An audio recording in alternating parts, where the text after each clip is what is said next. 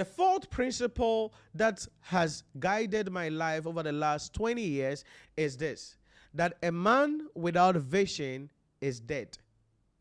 Listen carefully. A man without vision is dead.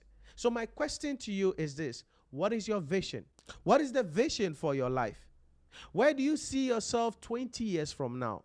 I'm not talking about aspirations. I'm not just talking about wishes. I'm not just talking about some meditation hula baloo that you will come up with. Specifically, what is your vision? Where do you see yourself 10 years from now, 20 years from now, 30 years from now? Because a man without vision is dead. Why? Your vision gives you hope. Your vision transforms your mindset. Your vision shapes your attitude. Your vision guides you to know the network of people you must surround yourself with. Your vision directs you on the skills, experiences, expertise, education that you need. Your vision tells you when you get up every day what you must do. My question to you is this: what is the vision for your life? And this is crucial because there are young people today who don't have any vision.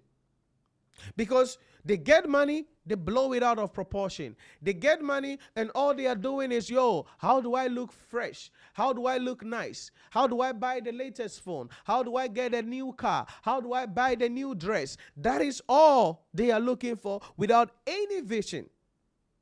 What is the vision for your life? As a young person, when I began my journey, I realized quickly, and you might have read this article on my website, an autobiography, an introductory to my autobiography. And the first thing was the decision I made to become successful one day. But successful doing what? I sat down, did the analysis. I couldn't be in the military. I couldn't be a policeman. I couldn't be in an office cubicle because I don't like that. Okay, I don't like the idea. That is me. I didn't like it. I don't like the idea of bathing, getting up, going to sit in an office cubicle. It won't work for me. So there were a lot of things that I sat down and realized that it doesn't work with my personality. I don't like it.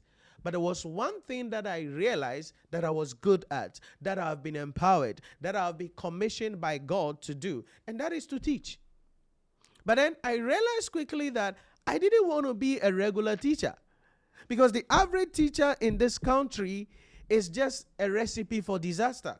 We live in a country where they have come up with something that is absolutely stupid, in my opinion. They said, the teacher, the blessing of the teacher is in heaven. So the politician can enjoy on earth. The doctor can enjoy on earth. Other professions, they can chill and have fun on earth. It is the teacher whose blessing should be in heaven. And they use that as an excuse to not give teachers the reward that they want. So when I realized that this is what I want to do and the environment I'm in, I need to couch myself out separately. And I said, hey, I have to be a globally recognized educator in the accounting and finance field. That is the vision. Globally recognized accounting and finance teacher. That's what I want to be. So if that is what I want to be, then how do I shape my life? And it is that vision that has guided everything that I'm doing and everything that I continue to do today. The content we produce, the books that we release, the various things that we do, the way we organize, the people I relate with, where I talk, the places that I go, the people in my network, everything I do is shaped towards that vision. And that is very important because I realize that is what I'm capable of. The reason why that was important is because if I can get there, other things will be well. I'll be financially stable. I will be able to have peace of mind. I could take care of my mom. I could take care of my wife and children. I will take care of my loved ones and be a responsible citizen in the society. So that is my vision, and that vision guides everything I do each day. My question to you is this: What is your vision? That is it. Listen, many a time we get a lot of things in our way and people write a lot of things. Hey, I want to buy a house. Hey, I want to buy a car. Hey, I want to do this. I want to marry. I want to have 17 children. I want to date. All of those things are good. But if you sit down and think critically, you realize that all of those things are actually linked to one thing. So if you can get the one thing right, everything else will be successful. That is what you must understand. So what is your vision? And sometimes that vision should be, I think it was Warren Buffett said that, write down your wildest imagination, maybe on a piece of paper. So you take a clean sheet of paper and your wildest imaginations, write them down. The top, maybe 10, write them down. Then he said, after writing them down, focus on the first 3. If you can get the first 3, the other ones will come automatically. If you can focus on the first 3, the other ones will come automatically. And that is what you must understand. Because a lot of people have many things they want to do. You ask them and they are like, oh, Nhyira, I want to do this. I want to do this. Every day they are doing something new. No.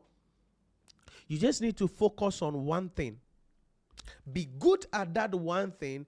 Everything will fall in their pleasant places. Look at the life of the successful people you know, the people you look up to. You will realize that throughout their life, they have just been doing one thing. You want me to name some names? Let's go. Dr. Mensa Otabil. Check. Over the last 40 years, he's just been doing one thing. Check. So there are other great things that he is doing in his life, but all those things came from the one thing that he has been doing, preaching the word of God and being excellent at teaching the word of God. One thing. One thing. Let's go to other people. Name them. And you will realize that they are just doing one thing. Check the millionaires and the billionaires around the world. They started with one thing. Because you see, if you are good at something and you're able to do it, build yourself, become an authority, then other things will come easier for you at the end of the day. My friend, if you want to become successful, you don't need 15 visions. You don't need 23 things. You don't need a New Year resolution every year, what you want.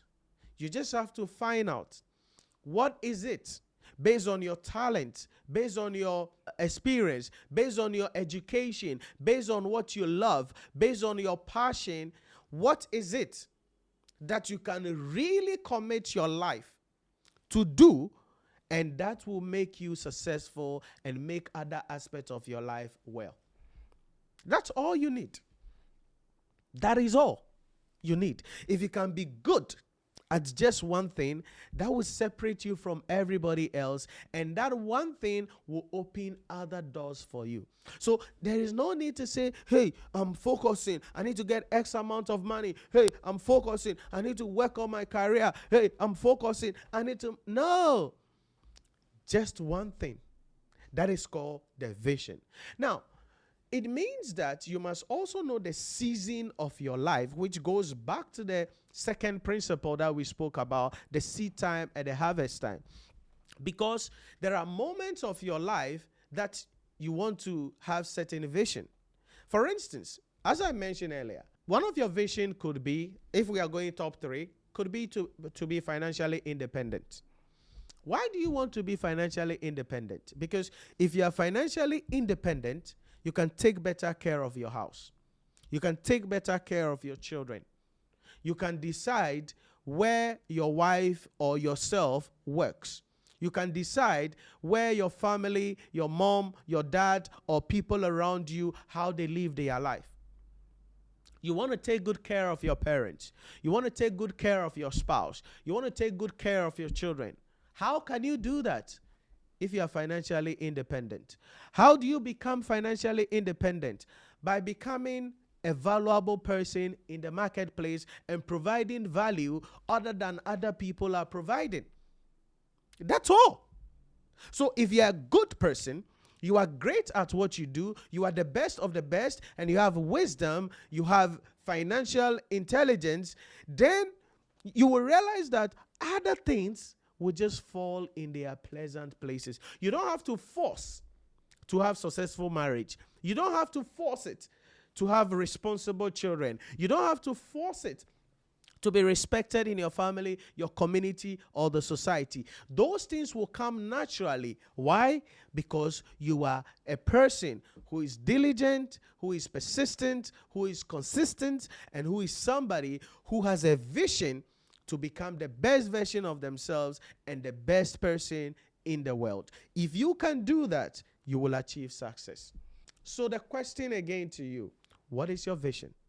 Where do you see yourself in the next 20 years, in the next 30 years, in the next 10 years? Where do you see yourself? And you have to be clear to focus on one thing. What's one thing that if you can achieve in the next 10 years, other things in your life will also become successful? If you can do that, I can guarantee you, life will be easy, and if you are patient, you are consistent, you will definitely become successful one day.